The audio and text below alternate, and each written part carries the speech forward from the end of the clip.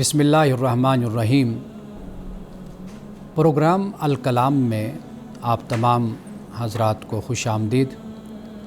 کل ہم نے تعوذ اور تسمیہ اس پہ تفصیل سے روشنی ڈالی تھی۔ آج ہم باقاعدہ طور پر قرآن مجید کا آغاز کر رہے ہیں، یعنی سورۃ الفاتحہ۔ سورۃ الفاتحہ کو فاتحہ اس لیے کہتے ہیں کہ اس سے قرآن مجید کا آغاز ہو رہا ہے۔ ایسا نہیں ہے کہ یہ نزولی ترتیب میں پہلی سورت ہے، نہیں، بلکہ یہ رسول اللہ صلی اللہ علیہ وسلم نے اس سورت کو قرآن مجید کے شروع میں، یعنی اسے پہلی سورت کے طور پر رکھوایا، آپ نے اس کو رکھا۔ فاتحہ سے مراد یہی ہے کہ قرآن کا افتتاح، قرآن کی ابتدا سورۃ الفاتحہ سے ہو رہی ہے۔ فاتحہ اس سورت کا نام ہے، اگرچہ اور بھی اس سورت کے نام ہیں کہ جیسے ام الکتاب، یعنی کتاب کی بنیاد، کتاب کی ماں۔ اس سورت کو اس لیے کہا گیا ہے کہ جو آگے 113 سورتوں میں آ رہا ہے اسے خلاصتاً اس صورت میں بیان کر دیا گیا ہے۔ یعنی اگر ہم اس صورت کے مضامین کو دیکھیں گے تو اس سے ہمیں خود اندازہ ہو جائے گا کہ جو کچھ بھی آگے اللہ سبحانہ و تعالیٰ نے بیان فرمانا ہے اس کو یہاں پر بیان اس طریقے سے کر دیا گیا کہ تاکہ ہم توجہ کے ساتھ اور ذمہ داری کے ساتھ اور شوق اور ذوق کے ساتھ ہم آگے بڑھتے چلے جائیں اور جستجو کے ساتھ قرآن مجید کو سمجھتے اور پڑھتے چلے جائیں۔ سورۃ الفاتحہ کا آغاز ہوتا ہے الحمدللہ رب العالمین، یعنی حمد اللہ کے لیے، اللہ جو رب العالمین ہے۔ رب العالمین یعنی تمام جہانوں کا رب، اب نہیں، یعنی اب باپ کو کہتے ہیں، اور یہ لفظ دوسرے مذاہب میں اللہ کے لیے، خدا کے لیے استعمال ہوتا ہے، لیکن قرآن مجید میں یہ لفظ نہیں استعمال ہوا۔ اللہ سبحانہ و تعالیٰ کی ذات کو رب کہا گیا ہے۔ رب در حقیقت اس ذات کو کہتے ہیں جو ہر چیز کو کمال تک پہنچانے والی ہے، یعنی نقطہ آغاز سے نقطہ انجام تک، نقطہ کمال تک، نقطہ انتہا تک جو ذات پہنچانے والی ہے اس کو عربی زبان میں رب کہتے ہیں۔ یہاں پہ اللہ سبحانہ و تعالیٰ کی کسی اور صفت کا بیان نہیں ہوا، اس لیے کہ جو صفت ربوبیت ہے اس میں ساری صفات اللہ کی آ جاتی ہیں۔ اللہ پرورش کرنے والا ہے، جیسے قرآن پاک بیان کرتا ہے کہ کیف تکفرون باللہ وکنتم امواتا، کہ کیسے تم اللہ کا انکار کر سکتے ہو حالانکہ تم مردہ تھے، یعنی تم عدم میں تھے، تو پھر فاحیاکم، اس نے پھر تمہیں زندہ کیا، تمہیں زندگی دی، یعنی وہ تمہیں ایگزسٹنس میں لایا۔ ثم یمیتکم، پھر وہ تمہیں مارے گا، ثم یحییکم، پھر وہ تمہیں زندگی دے گا، ثم الیہ ترجعون، پھر تم اسی کی طرف لوٹائے جاؤ گے۔ تو لہٰذا عدم سے وجود میں، وجود سے پھر موت کی طرف، پھر موت سے زندگی کی طرف، پھر اس کے بعد اللہ کا اٹھانا، بندوں کو اپنی بارگاہ میں لانا، یہ رب ہی ہے جو یہ سب کچھ کرتا ہے۔ اب ناظرین کرام، تھوڑا سا اس نقطے پہ، اس بات پہ آپ غور کیجئے۔ آپ دیکھیے کہ ایک بچہ پیدا ہوتا ہے، یعنی انسان کے ہاں کسی بچے کی ولادت ہوتی ہے، اللہ سبحانہ و تعالیٰ پہلے ہی اس بچے کے رزق کا اہتمام کر دیتا ہے، اور وہ رزق کیا ہے؟ وہ ماں کے دودھ کی صورت میں اللہ اس کا انتظام کرتا ہے۔ اب یہ جو ماں کا دودھ ہے، آپ دیکھیے کہ اس بچے کا جو سٹمک ہے، اس کا جو معدہ ہے، وہ کوئی اور خوراک نہیں لے سکتا، نہ وہ کوئی چپاتی کھا سکتا ہے، نہ وہ گوشت کھا سکتا ہے، نہ سبزی کھا سکتا ہے، وہ کچھ نہیں کھا سکتا۔ اللہ سبحانہ و تعالیٰ نے اس کی پیدائش سے ہی اس کے لیے اس کی خوراک کا انتظام کر دیا۔ آپ ذرا سوچئے کہ اگر یہ انتظام نہ ہو تو وہ بچہ زندہ کیسے رہے گا؟ باہر کی چیز تو وہ کھا نہیں سکتا۔ آج آپ کو اگر جو دودھ ملتا ہے مارکیٹ میں، اب آپ اس دودھ کا فارمولہ بھی دیکھیں گے نا، تو وہ ماں کے دودھ سے لے کر وہ فارمولہ اس کو بنایا گیا ہے۔ یعنی جو بچے کی جسمانی صورت ہے، جو اس کا سٹومک ہے، اس کا معدہ ہے، وہ کیا برداشت کر سکتا ہے، کیا ہضم کر سکتا ہے، ڈائجسٹ کر سکتا ہے، اس کے مطابق اللہ تعالیٰ نے ماں کے دودھ کو بنایا، اور پھر اسی فارمولے کو لے کر آگے میڈیکل سائنس نے کام کیا۔ جب ہم رب کہتے ہیں تو رب کا مطلب یہی ہے کہ جیسے وہ بچہ بڑا ہوا، پھر اس کے مطابق پھر اللہ تعالیٰ نے اس کو وہ خوراک مہیا کر دی، پھر اس سے بڑا ہوا، پھر اس کے مطابق جو اس کی ضرورت ہے وہ اس کو مہیا کی گئی۔ صرف جسمانی ضرورت نہیں بلکہ روحانی ضرورت بھی، اس کا بھی انتظام اللہ سبحانہ و تعالیٰ نے کافی شافی کر دیا۔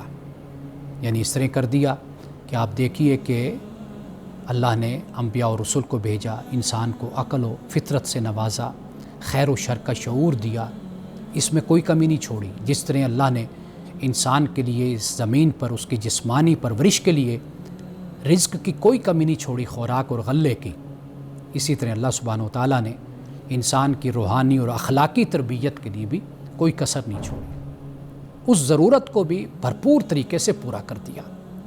تو اللہ سبحانہ و تعالیٰ یہ جو کچھ بھی کرتا ہے یہ اپنی صفت ربوبیت کے تحت کرتا ہے۔ تو لہٰذا ہم جب رب کی بات کرتے ہیں تو اس سے مراد یہی لیتے ہیں کہ رب وہ ہوتا ہے جو ہر چیز کو اس کے کمال تک پہنچاتا ہے۔ قرآن مجید میں کئی مقام پر یہ جو پہلی آیت ہے یہ بیان ہوئی ہے۔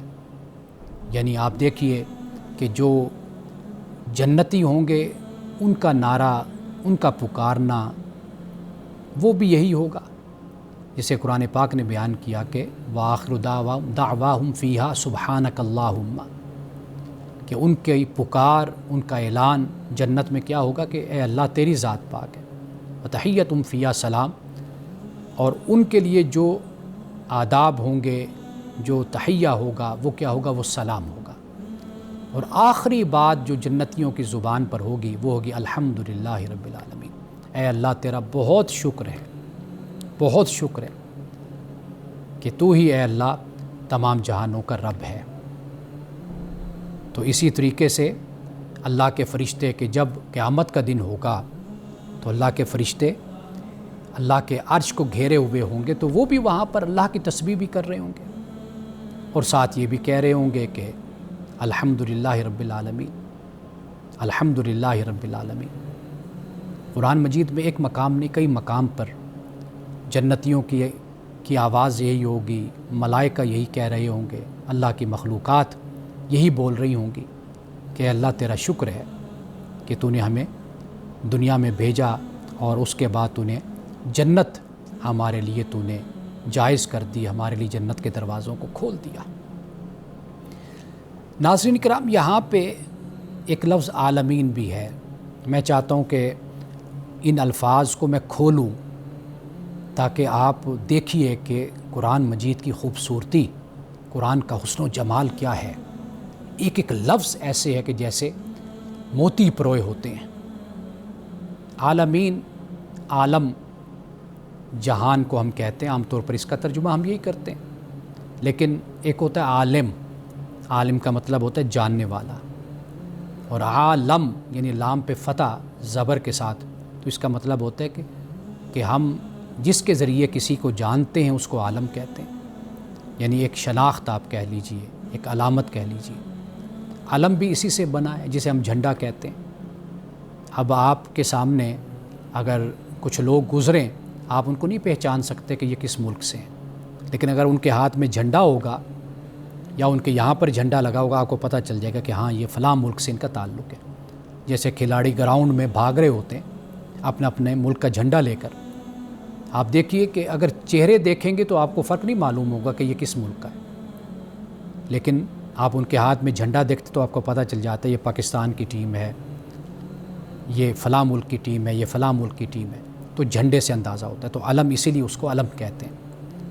اب یہاں پر سوال یہ پیدا ہوتا ہے کہ اللہ سبحانہ و تعالیٰ نے یہ جو جہان ہے اور یہ جو دنیا ہے، جب اللہ تعالیٰ نے یہ کہا کہ یہ اقوام، یہ لوگ، یہ جہان، یہ سب جو ہے یہ رب ان کا ہے، اللہ ان کا رب ہے، تو یہ جو فرمایا یہ در حقیقت اس بات کی طرف اشارہ ہے کہ انسان ذرا غور و فکر تو کر، تدبر تفکر تو کر اس کائنات میں، تو دیکھ تو صحیح کہ یہ جو کائنات ہے یہ تجھے لے کر کس طرف جاتی ہے۔ یہ در حقیقت علامت ہے، یہ ایک نشان ہے کہ جب تو اس جہان کو دیکھے گا تو تجھے خدا کی یاد آئے گی، تو خدا کی طرف آئے گا، تو یہ خدا کی در حقیقت علامت ہے، خدا کا نشان ہے۔ یہ کائنات، یہ دنیا، یہ جہان تجھے خدا کی طرف ہی لے کر جاتے ہیں۔ آپ اس جہان کو ہی دیکھ لیجئے، اس کی تاریخ کو دیکھ لیجئے، اس زمین پر رہنے والے انسانوں کو دیکھ لیجئے، مختلف رنگوں کے، مختلف نسلوں کے، مختلف ذاتوں کے، مختلف مذاہب کے، مختلف ملکوں کے لوگ ہیں۔ یہ جو تنوع پایا جاتا ہے، جو ورائٹی پائی جاتی ہے، یہ در حقیقت خدا کی ذات ہی پر یہ ایک علامت، ایک نشان ہے۔ تو لہٰذا فرمایا الحمدللہ رب العالمین کہ شکر، مکمل جو شکر ہے وہ کس کا ادا کرنا ہے؟ وہ اللہ کا ادا کرنا ہے۔ اللہ کون ہے؟ فرمایا کہ وہ رب العالمین ہے، تمام جہانوں کا رب ہے، رحمان رحیم ہے۔ رحمان رحیم پہ ہم بات کر چکے، جب بسم اللہ الرحمن الرحیم پر گفتگو ہوئی تو میں نے بتایا کہ رحمان رحیم کا مطلب کیا ہے۔ اس کے بعد فرمایا مالک یوم الدین۔ یہاں سے ہم تفسیر کا آغاز ایک وقفے کے بعد کرتے ہیں۔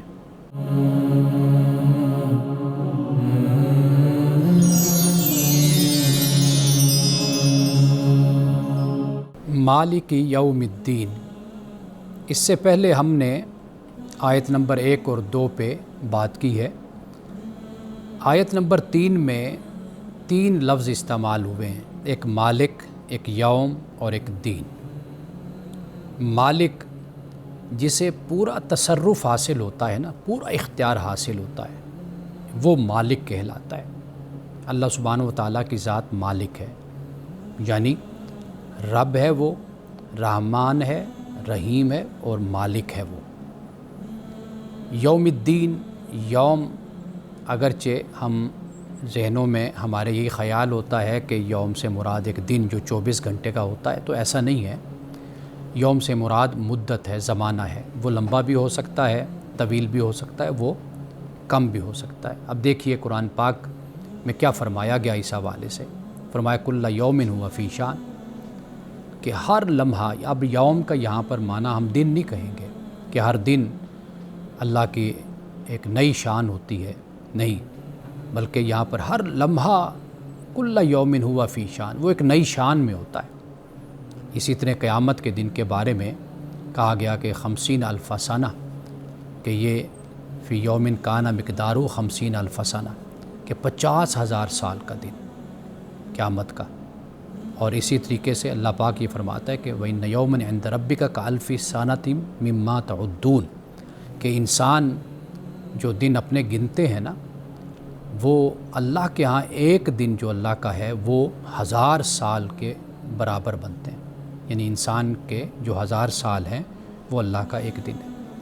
تو گویا کہ یوم یہ کم سے کم مدت، کم سے کم وقت بھی اس میں شمار ہوتا ہے، اور زیادہ سے زیادہ بھی اس میں شمار ہوتا ہے۔ جب قرآن پاک 6 ایام کی بات کرتا ہے، 6 دن، تو ہمارے ہاں چونکہ دن 24 گھنٹے کا خیال کیا جاتا ہے، تو یہی سوچا جاتا ہے کہ شاید اس سے مراد یہ کہ 6 دن میں اللہ تعالیٰ نے یہ آسمانوں کو بنایا یا زمین کو بنایا، تو ایسا نہیں ہے۔ تو یہاں پر ایک زمانہ یہ طویل بھی ہو سکتا ہے اور یہ زمانہ کم بھی ہو سکتا ہے۔ اب تیسرا جو لفظ ہے وہ دین ہے۔ قرآن مجید میں یہ لفظ 4 معنوں میں استعمال ہوا ہے، یعنی ایک دین تو مذہب ہم استعمال بھی کرتے رہتے ہیں، لکم دینکم ولی دین۔ ایک اس کا مطلب اطاعت و فرما برداری بھی ہوتا ہے، ایک اس کا مطلب ملک کا قانون بھی ہوتا ہے۔ سورۃ یوسف میں بادشاہ کا جو قانون ہے اس کو دین کہا گیا، اور اسی طریقے سے جو یہاں پر مطلب ہے وہ جزا ہے، بدلہ ہے۔ تو اللہ پاک مالک ہے جزا کے دن کا، یعنی اللہ کا اس دن مکمل جو اختیار ہے، تصرف ہے، اس کا اظہار قیامت کے دن ہوگا۔ یہاں پر تو انسان کو آزادی ہوتی ہے، اختیار ہوتا ہے کہ وہ جس طرح چاہے اپنی زندگی گزارے، اللہ کی طرف سے انسان کو یہ چھوٹ ملی ہوتی ہے۔ لیکن قیامت کے دن جو ہوگا وہ مکمل طور پر خدا کے تصرف میں اور خدا کے اختیار میں وہ دن ہوگا۔ اب اس کے بعد یہ فرمایا ایاک نعبد و ایاک نستعین، تیری ہی ہم عبادت کرتے ہیں اور تجھ سے ہی ہم مدد مانگتے ہیں۔ اب یہاں پر حصر ہے، یعنی اگر یوں کہا جاتا نعبدو کا ہم تیری عبادت کرتے ہیں، نستعینو کا اور ہم تجھ سے مدد مانگتے ہیں، لیکن اس میں وہ تاکید، وہ یقین اور وہ اصرار نہ ہوتا کہ جو ایاک نعبد کہنے سے ہے۔ اب اس کا جب ہم ترجمہ کریں گے تو ترجمہ یوں ہوگا، تیری ہی ہم عبادت کرتے ہیں اور تجھ سے ہی ہم مدد مانگتے ہیں، یعنی نہ کسی کو کچھ دیتے ہیں نہ کسی سے کچھ لیتے ہیں۔ اس کا تصور ہی ختم ہو گیا، یعنی دینے سے مراد یعنی عبادت اور لینے سے مراد مدد، کسی سے بھی مدد نہیں ہم مانگتے۔ اللہ سبحانہ و تعالیٰ ہی ہماری مدد کرنے والا ہے اور ہم اسی کی ہی عبادت کرتے ہیں۔ اب جب عبادت کی بات ہوتی ہے تو قرآن مجید نے اس کو اس طرح بیان کر دیا کہ اللہ پاک فرماتا ہے کہ میں نے جن و انس کو اپنی عبادت کے لیے پیدا کیا ہے۔ اب یہ جو عبادت کا لفظ ہے، تھوڑی سی میں اس کی بھی وضاحت کر دوں کہ اصل معنی تو عبادت کا ہوتا ہے کہ عاجزی، فروتنی، یہ یعنی خضوع جس کو ہم کہتے ہیں، لیکن پھر یہ اللہ کے لیے قرآن پاک بیان کرتا ہے کہ یہ اللہ کے لیے خاص ہے، اور پھر اسی سے پھر فرما برداری، یعنی عبادت جسے آپ پرستش کہتے ہیں، تو وہ پھر اسی سے اسی کا معنی لیا گیا۔ لیکن عبادت ایک خاص مفہوم میں جب ہم اس کو پرستش کہتے ہیں تو وہ ایک خاص اس کا جز ہے۔ یہ ہم نماز پڑھتے ہیں، ہم روزہ رکھتے ہیں، ہم زکوٰۃ دیتے ہیں، ہم حج کرتے ہیں، لیکن عبادت یہ کہ ہم کلی طور پر اللہ کی عبودیت میں ہیں، ہم اس کے سامنے جھکے ہوئے ہیں، ہم عاجزی کا اظہار کرتے ہیں، فروتنی کا اظہار کرتے ہیں۔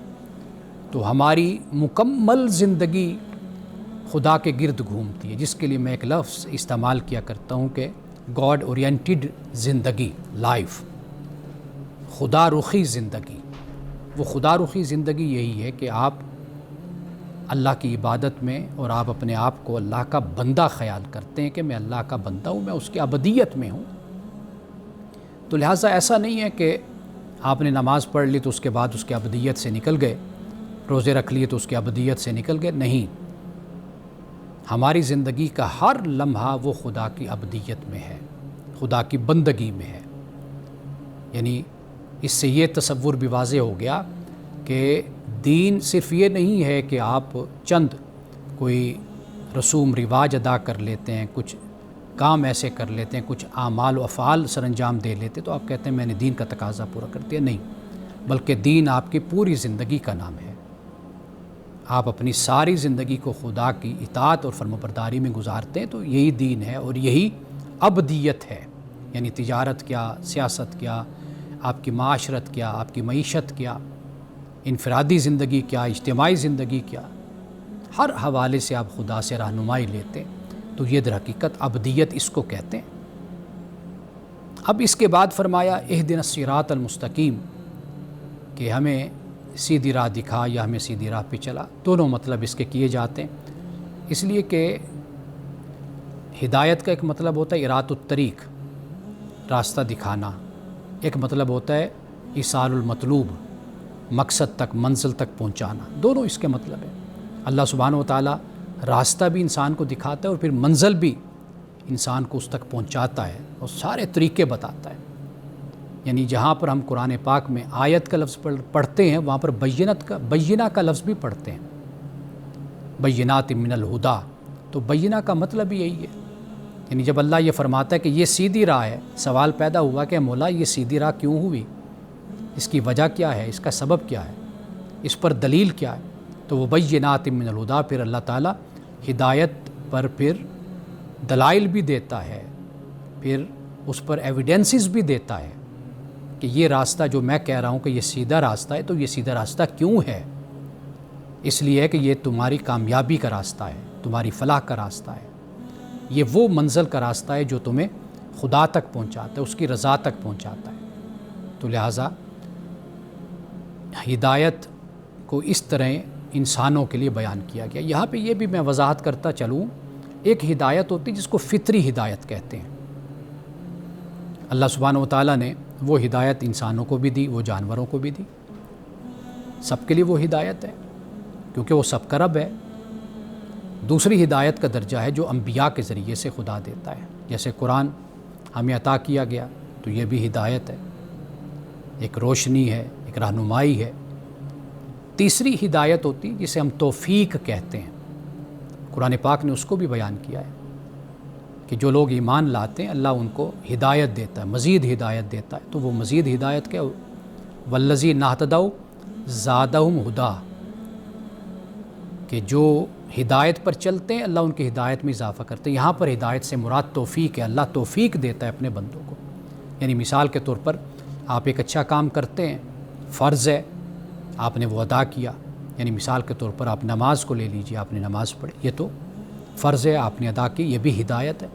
لیکن مزید جو توفیق ملتی ہے کہ پھر انسان سنتیں پڑھتا ہے، نفل پڑھتا ہے، تہجد پڑھتا ہے، یہ پھر اس کی توفیق کے ساتھ ہوتا ہے۔ اسی طرح زکوٰۃ فرض ہے، لیکن آپ زکوٰۃ کے علاوہ بھی انفاق کرتے ہیں، صدقات و خیرات کرتے ہیں، یہ اس کی توفیق ہوتی ہے۔ اسی طرح روزے ہیں، آپ فرض روزے ادا کرتے ہیں، فرض روزوں کے علاوہ بھی آپ روزے ادا کرتے ہیں، تو یہ کیا ہے؟ یہ اس کی توفیق ہے۔ تو آپ نفلی روزے بھی رکھتے ہیں، آپ سنت کے مطابق بھی رکھتے ہیں، رسول اللہ صلی اللہ علیہ وسلم نے روزے رکھے تو آپ بھی روزے رکھتے ہیں، تو یہ پھر اس کی نیکی میں اضافہ، زیادتی، یہ در حقیقت اللہ سبحانہ و تعالیٰ کی توفیق ہوتی ہے۔ اس کو بھی قرآن مجید نے ہدایت کہا ہے۔ تو ناظرین کرام، یہاں پر ہدایت سے مراد صرف یہ نہیں ہے کہ یہ کہا کہ مجھے سیدھی راہ پر چلا دے یا مجھے سیدھی راہ دکھا دے، یہاں پر فقط اتنی بات نہیں کہی گئی، اس میں بہت کچھ موجود ہے۔ اس پہ مزید بات کرتے ہیں ایک وقفہ کے بعد۔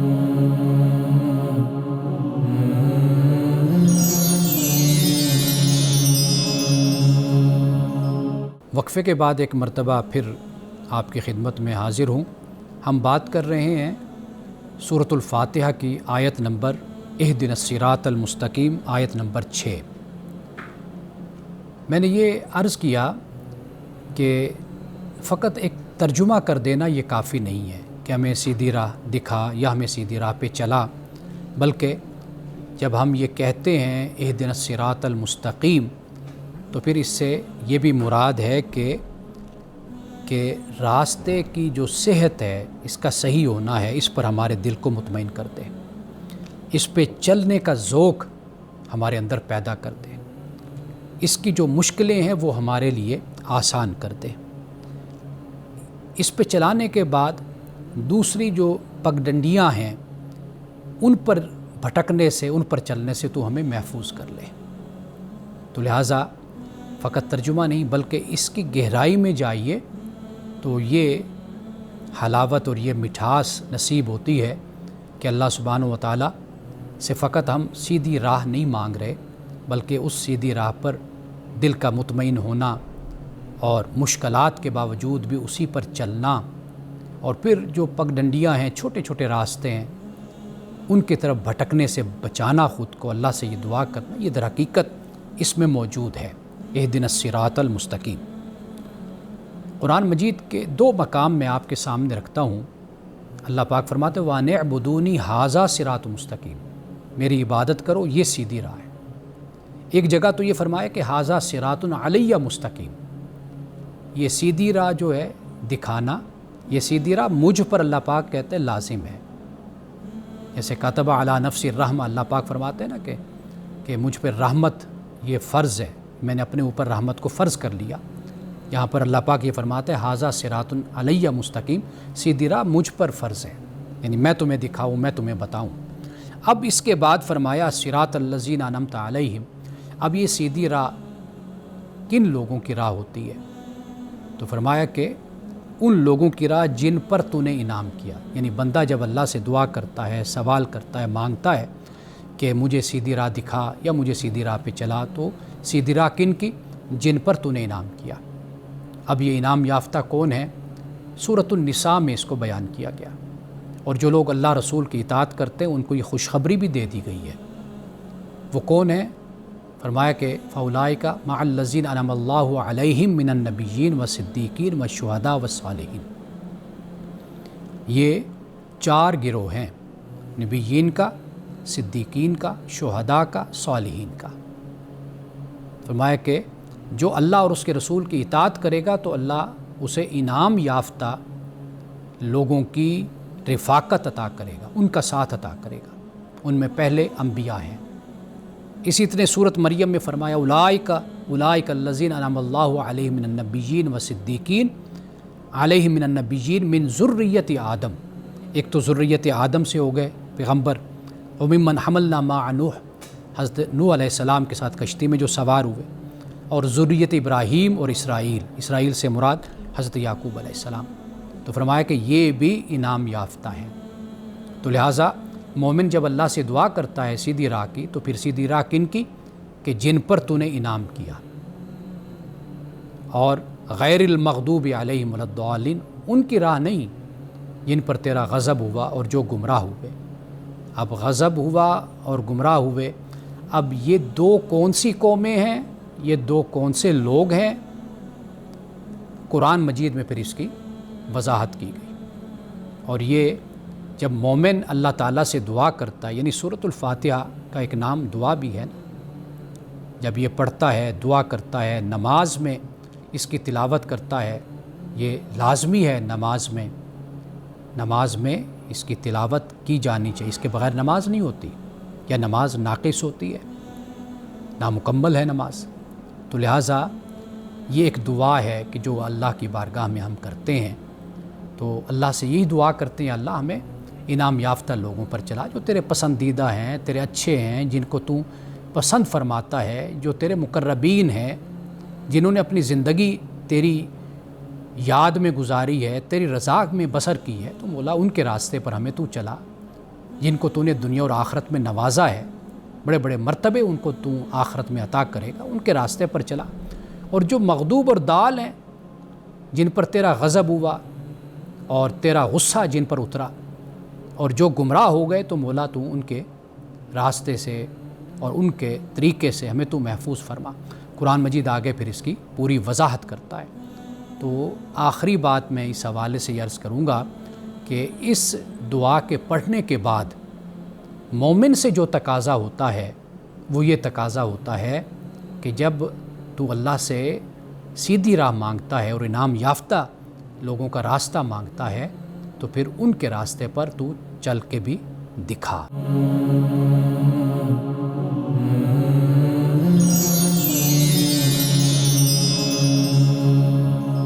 اس آخری وقفے میں آپ ناظرین کے کچھ سوالات میرے پاس ہیں، میں ان کے جوابات پیش کرتا ہوں۔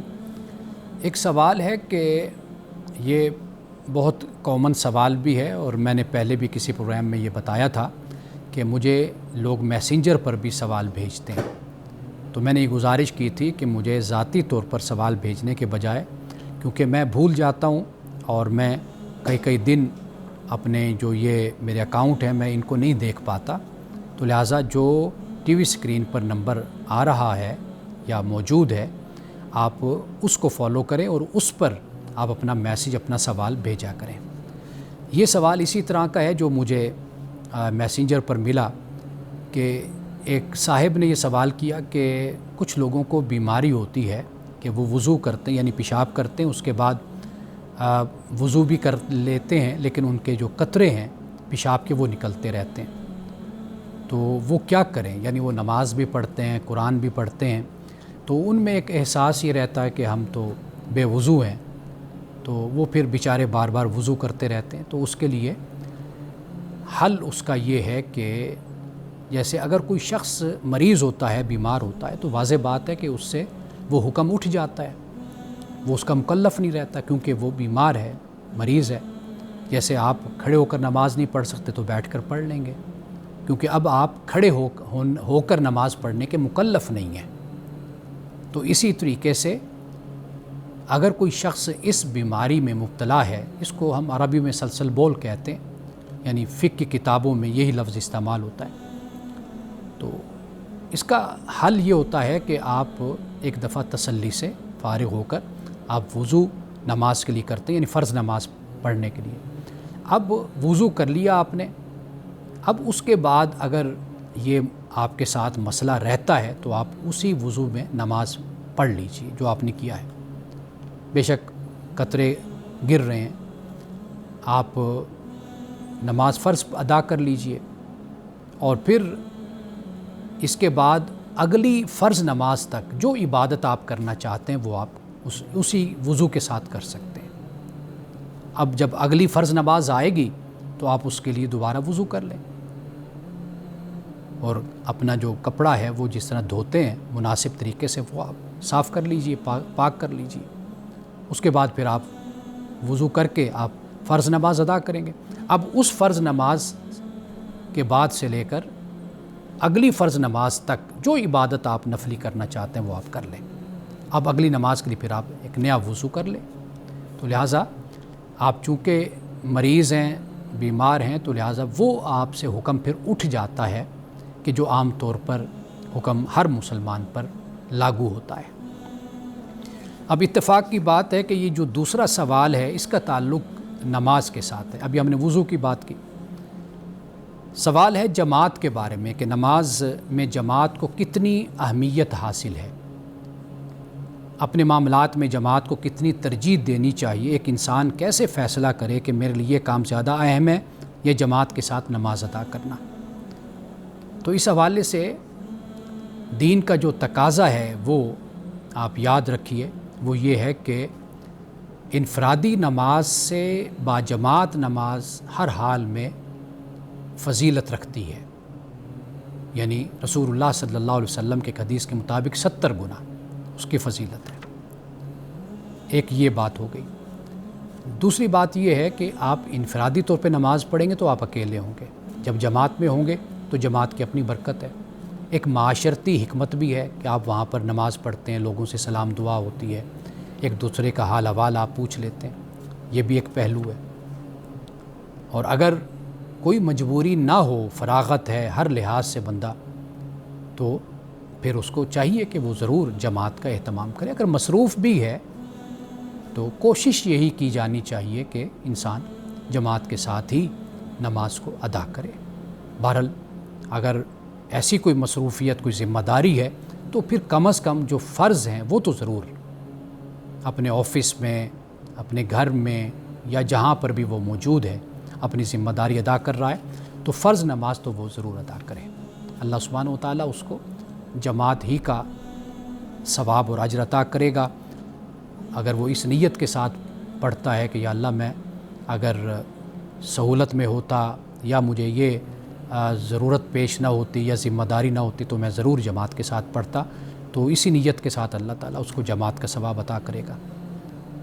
اب ایک سوال یہ ہے کہ آج کل نماز کے سطر کے بارے میں بہت سوال یعنی یہ پوچھا جاتا ہے، خاص طور پر والدین ایک مشکل میں ہوتے ہیں کہ اولاد ان سے اس طرح کے سوال بہت کرتی ہے کہ عام حالات میں نکر یا بنیان پہن کر نماز ادا کرتے ہیں، تو سوال یہ ہے کہ بھئی سطر کتنا ہے، تو کیا اس میں نماز ہو جاتی ہے یا نہیں ہوتی۔ دیکھیے سطر تو مرد کا یہی ہے کہ ناف سے لے کر اس کے گھٹنوں تک یہ اس کا سطر ہے، باقی انسان کے پاس کپڑے ہیں، آسانی ہے، سہولت ہے، تو بے شک وہ کپڑے پہن کر اچھے طریقے سے نماز کو ادا کرے۔ لیکن بہرحال نماز پڑھنا یہ ضروری ہے، نماز چھوڑنے سے کہیں زیادہ بہتر اور لازم ہے کہ انسان نماز پڑھے۔ یعنی اگر بعض اوقات ہم نے نوجوانوں کو دیکھا ہے کہ وہ اپنا ٹراؤزر میں نماز ادا کرتے یا مسجد میں آتے ہیں تو بعض لوگ ان کو ڈانٹتے ہیں روکتے ہیں، تو جبکہ نہ ڈانٹنے کی ضرورت ہے نہ روکنے کی ضرورت ہے۔ یہ بھی بہت بڑی توفیق کی بات ہے کہ وہ مسجد میں آ گئے نوجوان ہیں، کتنے نوجوان ہیں کہ جو نہیں آتے، تو لہٰذا حکمت کے تحت ہی ان کو تعلیم دی جانی چاہیے۔ تو نماز اگر ناف سے گھٹنوں تک اگر کور ہے اور بنیان پہنی ہوئی تو نماز ہو جائے گی، اللہ قبول فرمائے گا۔ لیکن یہ ہے کہ اگر بہتر طریقے سے انسان اہتمام کر لے تو اس کا اجر اور ثواب پھر بڑھ جاتا ہے۔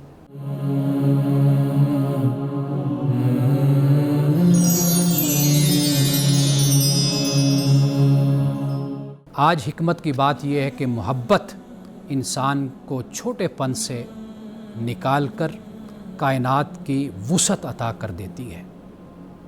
آپ محبت کیجئے اللہ سے، اللہ کے رسول سے، اللہ کی مخلوق سے، تو یہ جو محبت ہے یہ انسان کو تنگ دائرے سے نکالتی ہے، چھوٹے پن سے نکالتی ہے، انسان کو وسعت اور انسان کو عظمت عطا کرتی ہے۔ اجازت دیجیے، انشاءاللہ کل آپ سے دوبارہ ملاقات ہوگی سورۃ البقرہ کے درس کے ساتھ۔